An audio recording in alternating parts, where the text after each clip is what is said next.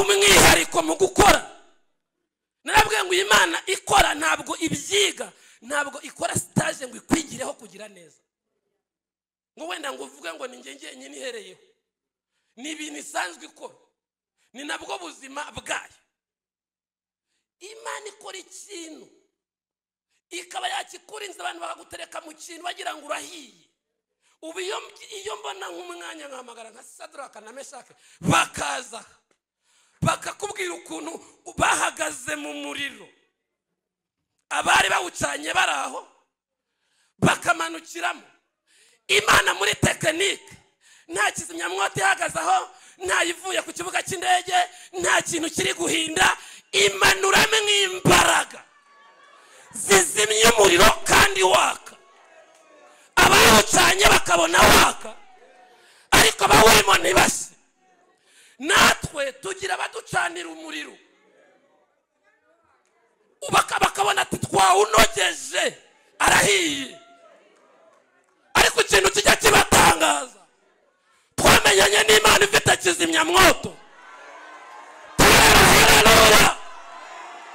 Bakakubona mu kwa mbere, bakakubona mu kwa kabiri, ibyo bakoze bitarakwica, batarakwirukana ku kazi, ukiba kuri ya seta.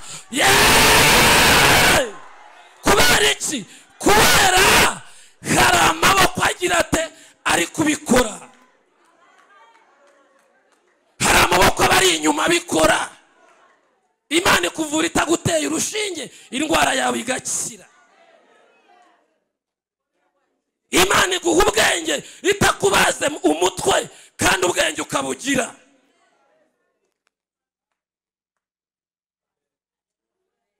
Irembo Ryera TV, Irembo Ryera TV.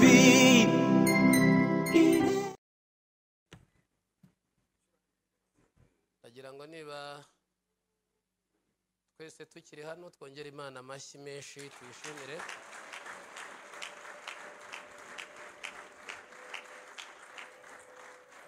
Kubashyitse nitwa Cyprien Hakizimana, nkorera umurimo w'Imana hano. Mu cyumweru cyashize ntabwo nateraniye hano, narindi kuri paruwasi ya Kimihurura niho nateraniye. Hanyuma muri iyi minsi y'ibigoroba ndi kwigisha mu torero rya Sejemu muri paruwasi ya Gatenga. Turasoza uyu munsi mu giterane cyateguwe n'Imanda nyuma ya saa sita. Abo bose rero baduhaye intashyo, nimuzakire mu izina rya Yesu. Tugiye gusoma ijambo ry'Imana, turakomereza aho twari turi ariko turasa naho twahinduye. Tugiye gusoma igitabo cy'umubwiriza ibice 11. Igitabo cy'umubwiriza igice cya 11.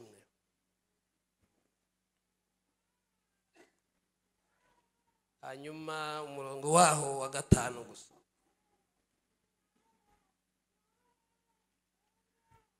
Igitabo cy'umubwiriza gisigo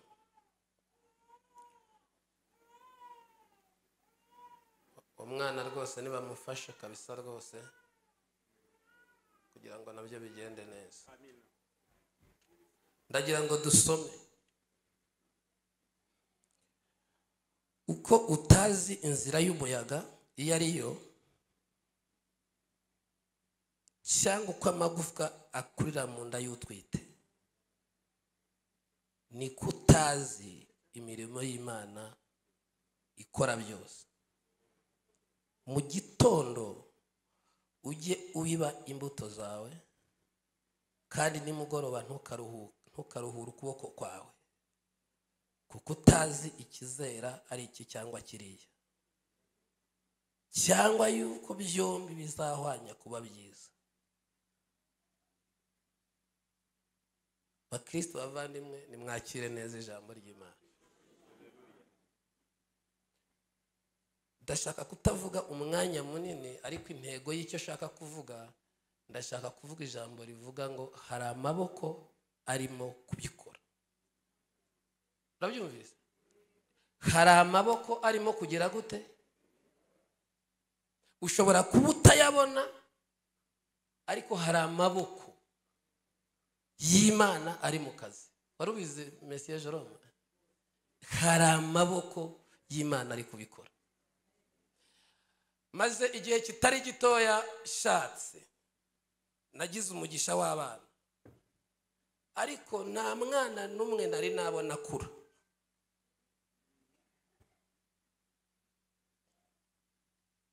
Gute?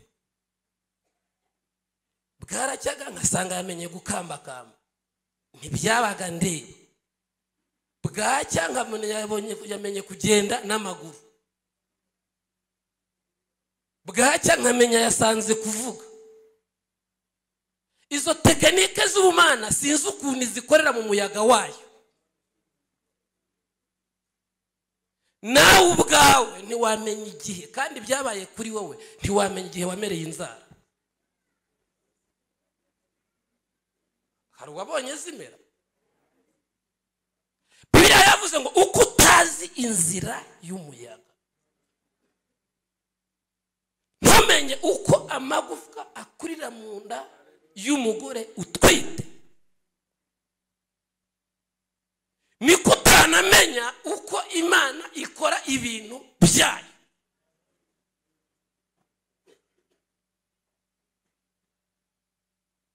Iyo myaka yose maze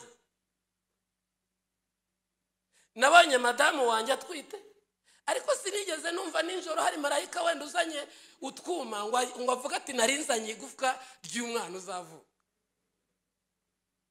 Byose byabaga ntawe ubizi. Nawe kandi iyo experience turayisangiye. Ndetse na nyiri ugutwita ubwe ntabwo yigeze avuga ati ningeze numva icyuma kiri kumbaga kizanye amaso. Ndashaka kukubwira ngo hari amaboko ariko mwibanga abantu batabizi bagasanga byuzuye.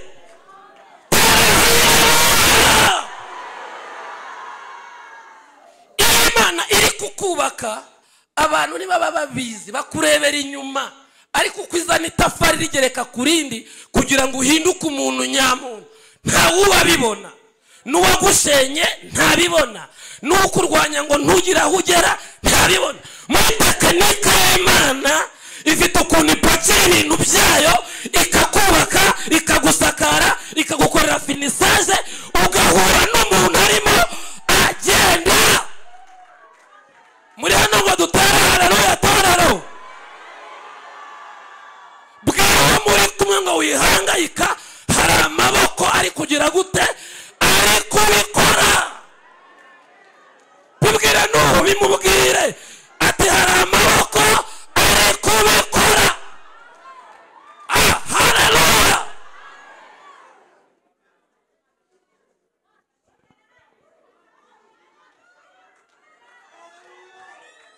Kuba yarakoze, kuba warize, kuba hari amaboko y'ibanga abibamo. Kuba abantu bashobora gutegura uburozi bakabwegeranya bakabuhererekanya, ariko hakaba amaboko babuza kubuguha, bugatagarata bakibufite. Hari amaboko ari kubikora. Ufashwa tera haleluya mu minota yanjye n'ibibujijwe.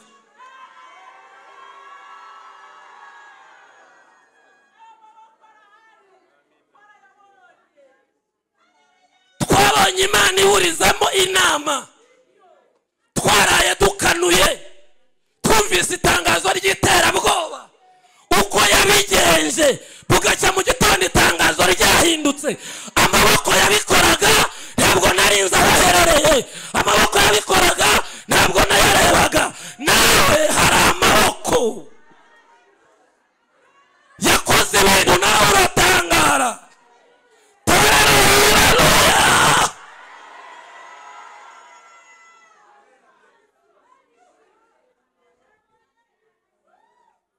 Ukutazi sinzi ukubigenza,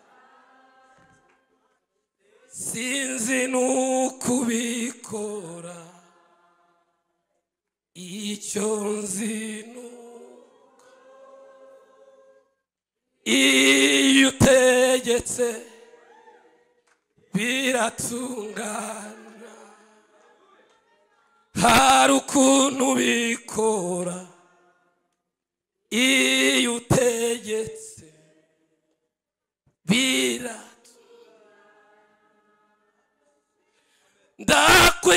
ndakwiringiye Yesu nizeye ijambo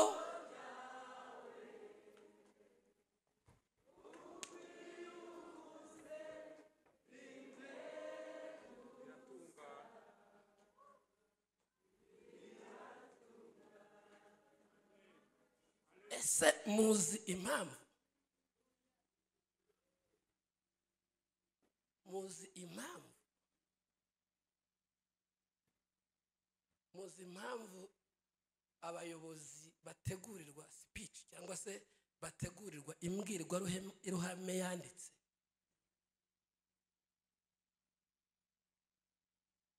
Kuki babimuha babyanditse? Nuko nta muyobozi ugira urwenya imbere ya rubanda, kandi ibyo yavuga byose bihinduka idene imbere y'ababibwiye. Rero mu rwego rwo kwirinda amadene bikazahinduka idene mu bantu, ujya mu karere ka Nyabihu baguteguriye ibyo uri buvugaho kandi ukabisoma. Shatse kuvuga iki? Ntabwo ushobora gutereta Imana ngo ifashwe ngo igere ku rwego yemera ibyo itazakora, kuko irabizi ko ibyo ivuze bibaye itegeko, bibaye ihame. Ntabwo Imana igikina mu magambo. Iyo ivuze ngo uzabyara, bahaguruka batahaguruka, iriyeranje icyo kintu kikaba. Iyo ivuze ngo uzazamuka, ikuraho inzitizi, ubitangira arapfa, ukagira ute? Ukazamuka cyangwa akimuka. Ntabwo Imana rero igikinakina mu magambo, ahubwo urayibaza ngo nuza tekinike uzakoresha ngo bikorwe nihe? Uko utazi uko inzira y'umuyaga, ntumenye uko amagufwa akurira mu nda y'utwite, niko utamenya uko Imana ikora iki ibintu bya mu bintu Imana yubaha icyo yavuze. Kandi ikindi, buriya ubona abantu bagira amakashi bakanabitaho kubakurikirana, ntabwo iyo uri mu izina ry'Imana nayo ikuzuza umwuka wera, bituma ko ibyo wemeye izabishyigikira ikabikora.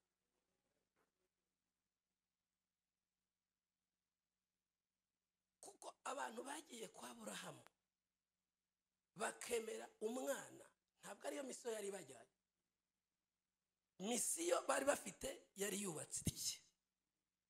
Bari bagiye gutata ibintu by'i Sodomu n'i Gomora, kureba ko ibyaha bihakorerwa ariko kuri, kugira ngo iharimburwe. Hakaba umugabo rero ugira neza witwa Aburahamu, yakundaga kwicara ku ihema areba ku muhanda bahisi n'abagenzi, ngo abona abantu baratambutse muri uwo mudugudu, ngo ariko areba ingendo yabo, abona si y'abatinganyi, abona si y'abasambanyi, abona si y'abarozi, abona si y'abantu b'abagome. Ngo amaze kubitegereza neza arabasaba, arabwira ngo mwanyemerera mukinjira munsi y'ipfundo ry'ihema ryacu tukabaha amazi? Nabo batangira kwibaza mu mutima ngo ariko uyu mudugudu ko batubwiye ko ari uw'abantu babi gusa, haba harimo uyu mugabo? Baremera barinjira, ahageze arababagira, ahageze bararya urumva rero ibya mukuru rirazinduka bamenya ko uwo muntu afite ubukene bw'umwana baravuga ati iyadutumye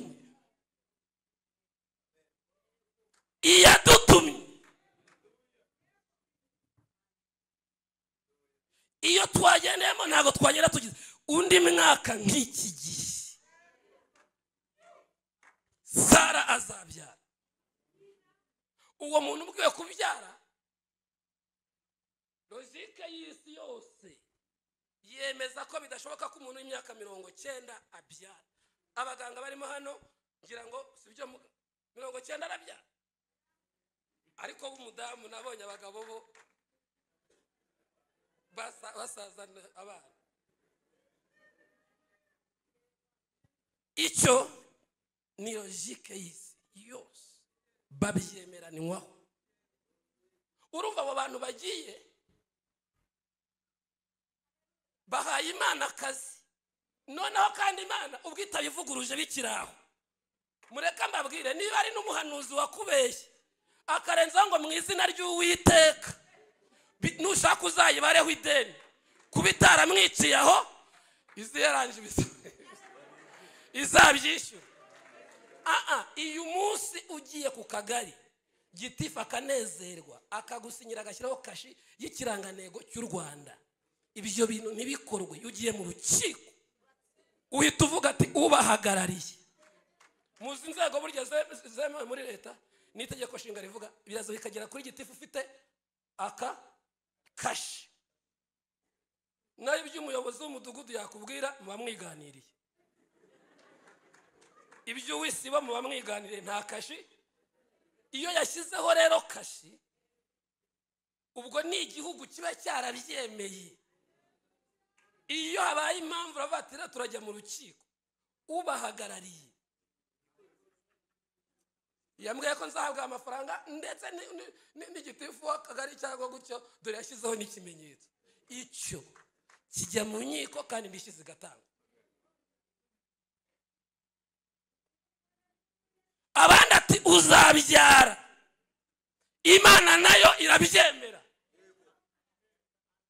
itangira akazi yo gukora ibisoboka mu bidashoboka ntabwo ntukabaza Imana uko izabigenza ntukabaza Imana ngo bizacyahe iyo yabyemeye iyo yabivuze biba bizaba biraba bigasohora bigakoreka ukabibona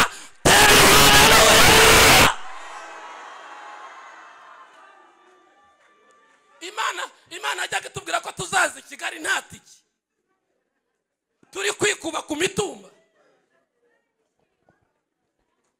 imodoka tuzibona rimwe mu myaka ingahe nabana mushumba yiwabo ni kuri kaburimbo nibura arazibonaga akavuga ati kuva aho mvuka ujya kuri kaburimbo hari ibirometero byinshi kuko kuva aho mvuka kuko hari uruzi rwitwa za Rukarara za Rubyiro abantu bose barabizi abize geography iyo migezi imwe bagenda bayiga ni ukuvuga ngo kaburimbo nyibona nayibonye nyigereranya na Rukarara nari nzi ko ari umugezi hari umugezi ufite amazi asa n'umukara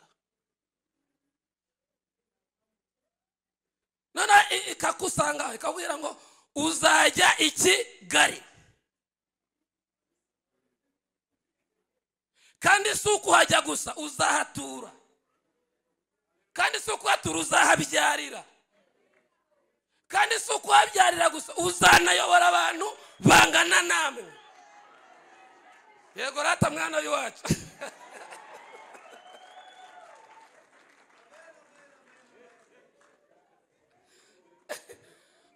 ikagusanga uri gusya ingano ikagusanga wambaye inguti utazi icyo bita ijipo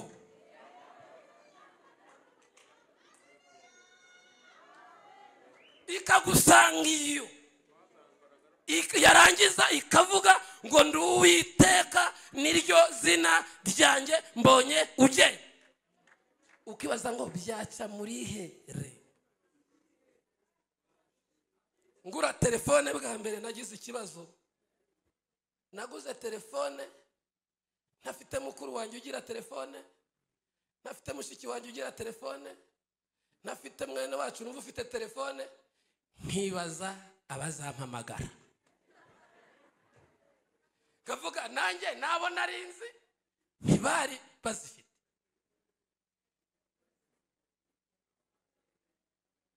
Ubundi nubwo nyiguze ni nko kuyigendana gusa. Nari ntaramenya mama pasiteri ngo nibura njye mvuga ati azampamagara umunsi umwe ati tujye kwisengera.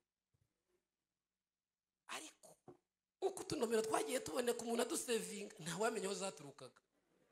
Ukabona ushyizemo iyakanaka, ukabona ushyizemo indi yakanaka, uko utazi inzira y'umuyaga, ni kutazi imirimo y'Imana igenda ikora.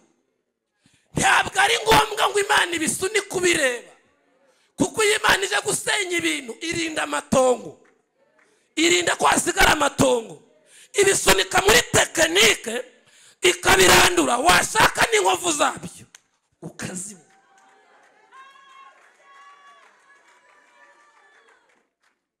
Ubu mbabwiye ko mvuka mu cyahafi cyangwa Kacyiru mwabyanga?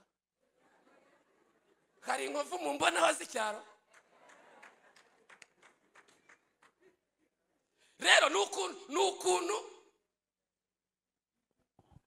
tuye icyubahiro. Tekinike y'ubumana ifite ikintu bita umwihariko mu gukora. Narabwiye ngo Imana ikora ntabwo ibyiga, ntabwo ikora stage ngo ikwigireho kugira neza, ngo wenda ngo uvuge ngo ni njye nyine ihereyeho. Ni ibintu isanzwe ikora, ni nabwo buzima bwayo. Imana ikora ikintu ikaba yakikurinze abantu bakagutereka mu kintu bagira ngo urahiye. Ubu iyo mbona nk'umwanya nkahamagara nka Sadraka na Meshake bakaza bakakubwira ukuntu bahagaze mu muriro, abari bawucanye baraho bakamanukiramo. Imana muri tekinike nta kizimyamwoto ihagaze aho, nta ivuye ku kibuga cy'indege, nta kintu kiri guhinda. Imanuramo nk'imbaraga zizimye umuriro kandi waka, abawucanye bakabona waka ariko abawurimo ntibashye. Natwe tugira abaducanira umuriro bakabona ati twawunogeje arahiye, ariko ikintu kijya kibatangaza, twamenyanye n'Imana ifite kizimyamwoto. Bakakubona mu kwa mbere, bakakubona mu kwa kabiri, ibyo bakoze bitarakwica, batarakwirukana ku kazi, ukiba kuri ya seta. Kubera iki? Kubera hari amaboko agira ate ari kubikora, hari amaboko bari inyuma bikora. Imana ikuvura itaguteye urushinge, indwara yawe igakira. Imana iguha ubwenge itakubaze umutwe kandi ubwenge ukabugira.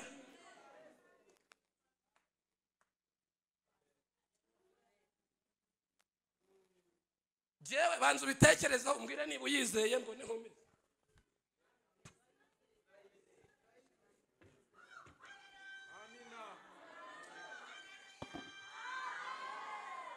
Umbwire niba muri mugeze ku rwego muri kongera noneho kuyemera bundi bushya, mbabwira kandi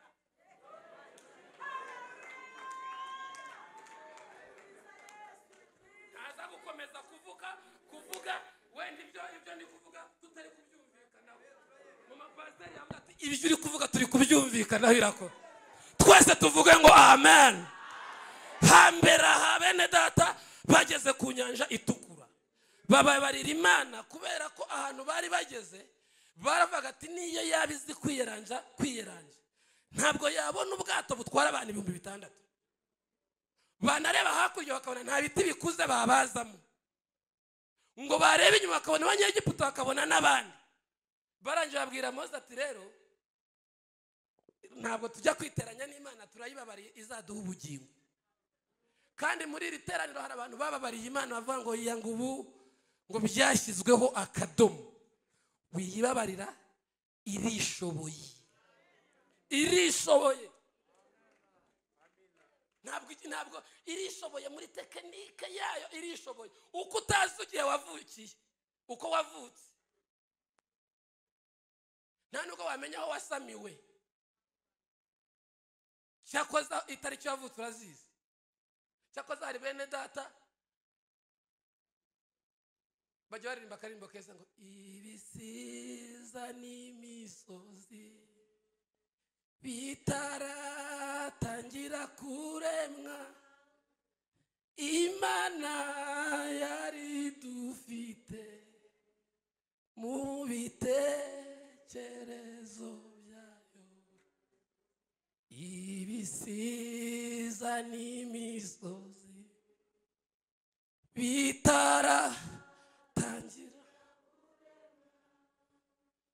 Imana yari dufite mu bitekerezo.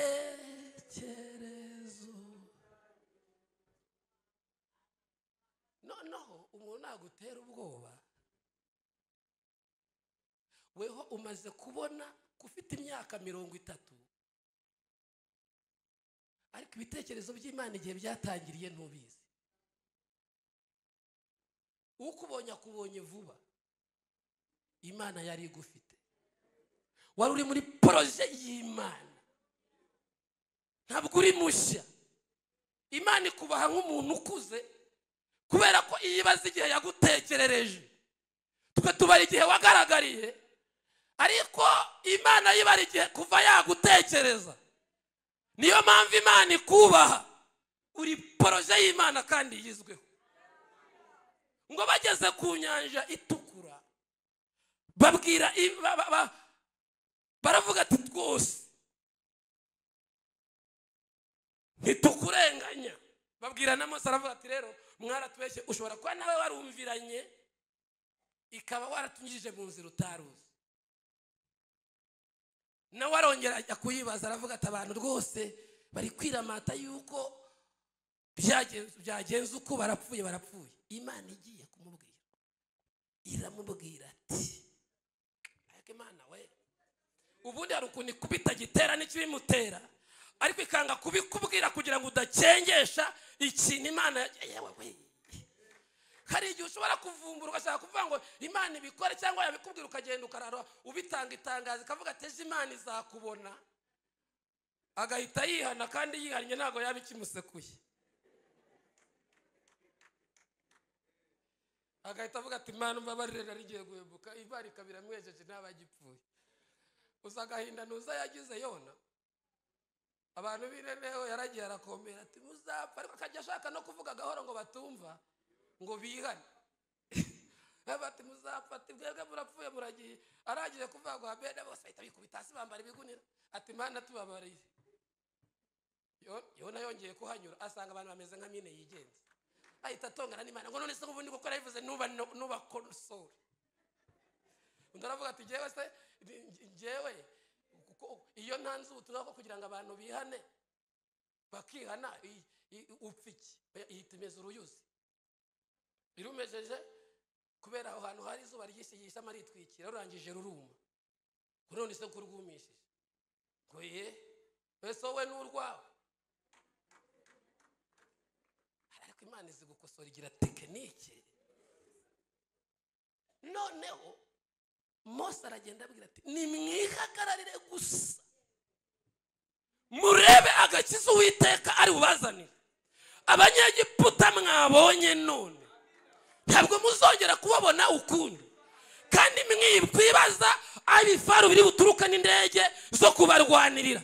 Tekinike y'ubumana, hari amaboko ari kubikora mwe mutari kubona, ariko kuva twahaguruka hari amaboko yahise atangira akazi.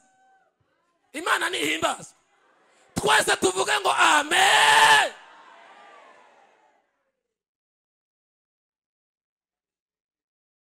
Noneho abakuru bo muri bo baravuga ati ibyo avuze turabyumvise, avuze ko tutazongera kubona abanyegiputa ukundi. Ati uko niko kuri, baratwica ubundi dupfe, tuzongera se guhurira hehe nabo? Nuko bahise bo bisobanurira, kuko umuntu yeterpreta bijyanye na situation arimo.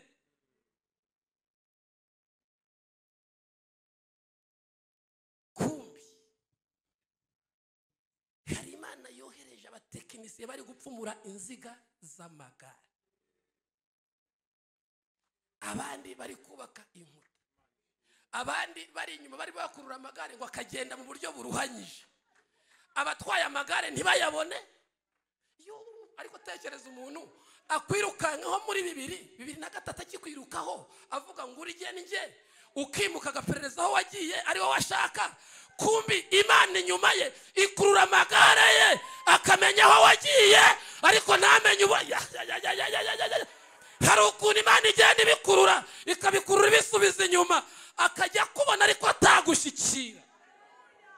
Ngo uwo munsi nibwo Imana yahinduye pozisiyo, inkingi iva imbere ihagarara hagati. Hari Imana ibihagaze hagati, bisakuza ariko hari Imana ibihagaze hagati. Imana uko utazi inzira z'umuyaga wikwibaza ukuntu Imana izabikora. Hari ukuntu ijya ibinyukanyuka. Hari igihe umuntu akubwira ati urigeniye, kandi ukabona afite ububasha, ibikoresho byo kukwica arabifite, inzira zaho yakunyuza yazibona, ariko akamara umwaka atarabikora, 2 gashira atarabikora, bakamukura ku kazi, bya bikoresho akabisiga atarabikora, mugaturana muri karitsiye atarabikora, akazapfa mbere yawe atarabikora. Hari imbaraga zagiye zikurura iryo gare ryagendaga ari kwirukankaho. Mureke dusenge sina nakarangije, amasaha atafata, ntaza kuza kugira mukanya n'ubundi.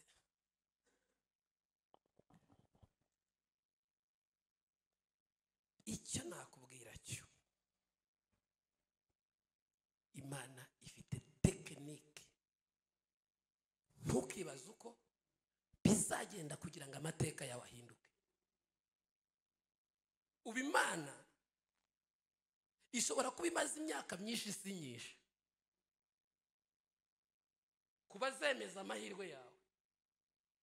Ubu Imana ifite ukuntu iri kudepoza burya diplome yawe wowe utazi. Ushobora kuba wari gushyira mu kigo Imana itari kudepoza, mukaba munyurana, ukaba uri kwaka akazi mu buhinzi, Imana iri kukabona mu bwubatsi, yikadepoza mu bwubatsi, wowe ukajyana igipapuro ukakijyana mu buhinzi, ukakabura kumva Imana yadepoje n'amaboko abyirukankamo n'inama irimo. Ubu abantu bari hano bakora ibyo bize nibaga uretse muganga. Abantu bari hano bakora ibyo bize nibaga uretse muganga, kuko ndabizi ko urwego rw'ubuzima ni rwo rwonyine umuntu akora ibyo adashobora gukora ibyo yimagine. Ariko abandi ushobora gusanga ari abubatsi, abandi ari abacuruzi, abandi ari gutyo. Kubera iki? Aho uri gukorera ni Imana yakudeporije, ariko harya nibwa nihariho. Hari imbaraga n'amaboko ari kubikora mu izina rya Yesu. Nimuyakire tuyihereze icyubahiro, tuyishimire, kandi Imana irakora. Wenda simvuze kuraka ko kubiba, nzakavuga ubutaha. Ikindi, ibi barikurikirana n'isarura. Imbuto ni imeza ikintu, nta muntu wazinduka ngo abyine mu murima ngo avuga ngo ubwo shizemo ibishyimbo ngo narangiza hashira amezi birazajya kubisarura.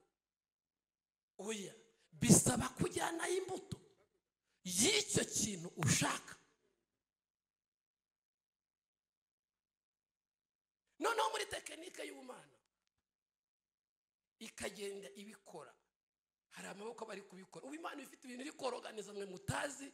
Muragera mu rugo hari ibyakoretse, hari bizakoreka ejo bundi, kandi wiyihutisha kuko icyo yabwiye Abisirayeli ngo nimwihagararire mutanyicira tekinike.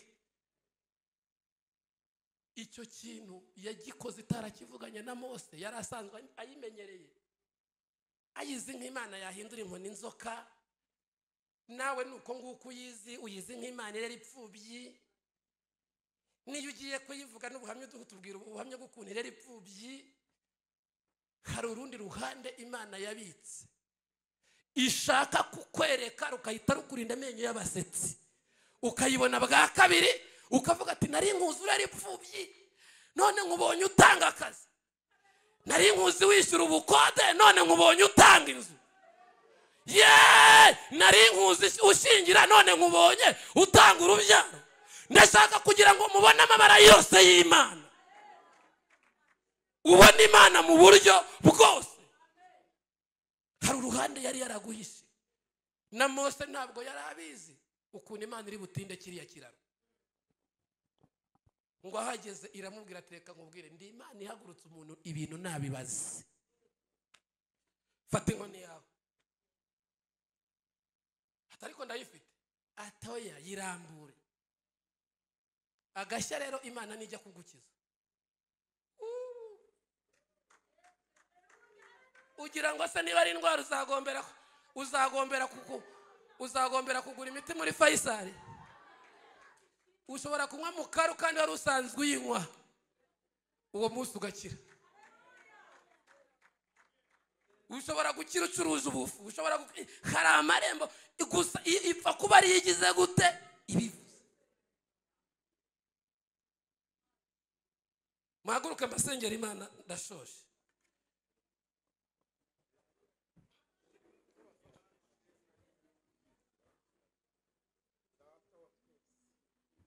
Uko utazi inzira y'umuyaga, ntumenye uko amagufa akurira mu nda y'utwite, niko utamenya imirimo y'Imana. Iyo umunsi nusenga isengesho ugeze ku buriri bwawe, ubwira ati Imana, muri tekinike zawe sinshaka kuzinjiramo. Uko wagiye unkiza, uko wagiye umvana aha naha wabikoze muri tekinike nkasanga byarangiye. Kandi amakuru namenyeye mu rusengero nuko amaboko yawe ari mu kazi kuva cyagihe wamara kunshyira ku isi. Inzira zawe ziraharuye, bikore iri deni ryishyurwa, bikore ubuzima mbibone, bikore mbone ibintu bikunze, bikore nkuko bikoze ku nyanja itukura. Farawo yarakomeje aribeshya, ariko ntiyarazi ko hari Imana iri mu kazi. Kandi Imana igiye gukora ijijisha abanzi bawe bagashyuha cyane, kumbi igiye kubihaniza burundu budasubirwaho. Muri iri teraniro ndagira ngo kwihaniza kw'Imana kugere ku bantu batakwifuriza ibyiza, ariko sishaka kuvuga ko nabo batahinduka, ariko niba bagifite umutima wa Farawo, kandi niba Imana inangira ibigizemo igisa n'uruhare. Kuko Bibiliya yaravuze ngo nicyo cyatumye nangira umutima wa Farawo, kugira ngo mwihesherezeho icyubahiro. Mwatuyeho umwuka w'ihumure muri iri teraniro, kandi ndakubwiye ngo amaboko y'Imana arimo kubikora. Ongera ubibwire ngo humura, amaboko y'Imana yabigezemo arimo arabikora. Arimo arabikora, ibyanze bizemera, ibyo utatekerezaga ko bitakunda bigiye kwemera. Kandi iyo ukiranutse ukirinda ibyaha, amaboko y'Imana akomeza kugenda akora ibintu. Sabe umushumba Vesa atambuke asenga Imana.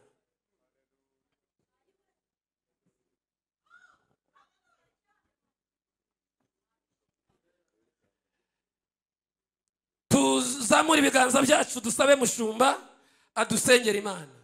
Uko utazi uko amagufwa akurira mu nda y'utwite, niko utazi umugambi w'Imana. Kandi umugambi w'Imana usumba cyane. Ntakibasha kurogoya umugambi wawe, urashoboye. Uyu mubiri wanjye numara kubora,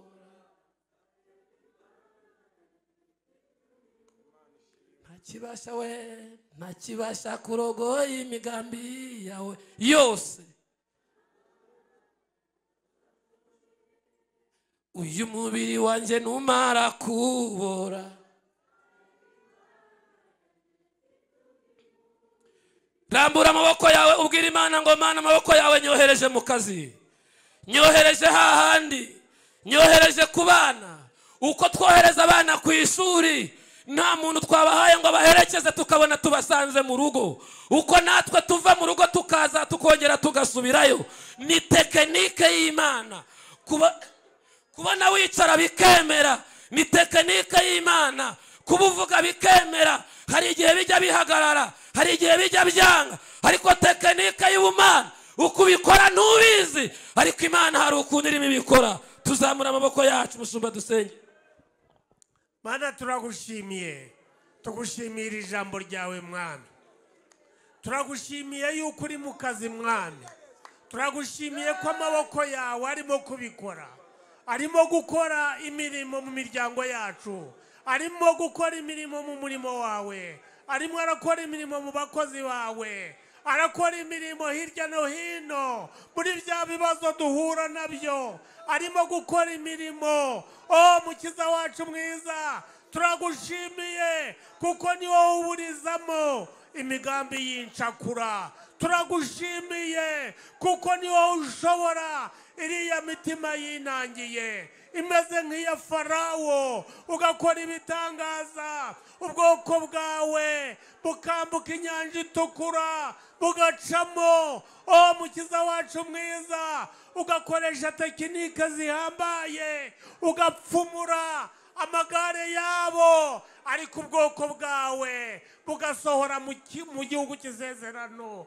Urakoze Nyaguhora ku ngoma yuko tuzasohora amahoro, abagaragu n'abaja bawe bagasohora amahoro, abagaragu bawe ukabarwanira intambara kuko turi mu mugambi wawe. Urakoze Nyaguhora ku ngoma. Ngaho rero Nyaguhoraho, duhe gukomeza turi mu mugambi wawe, amaboko yawe akomeze kudutabara, akomeze kuturengera, kuko utazadusiga kandi utazaduhana. Wavuze kuzabana natwe n'abakwiringiye kugeza iteka ryose. Urakoze Nyaguhoraho. Ngaho rero Nyaguhora ku ngoma, n'abari bagiye kure n'abagendeye mu bitakunezeza, abo bose bazane mu nzira maze bagaruka mu mugambi wawe, bakubahe, bakwiringire, kuko ibyo wavuze urabisohoza. Uri Imana itabeshya.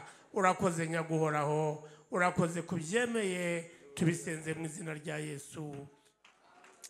Yesu abaho umugisha. Irembo Ryera TV, Irembo Ryera TV, Irembo Ryera TV, Irembo Ryera TV,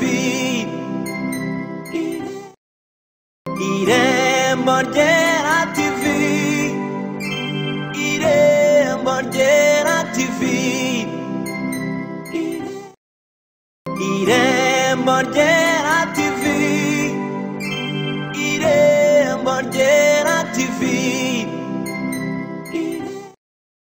Irembo Ryera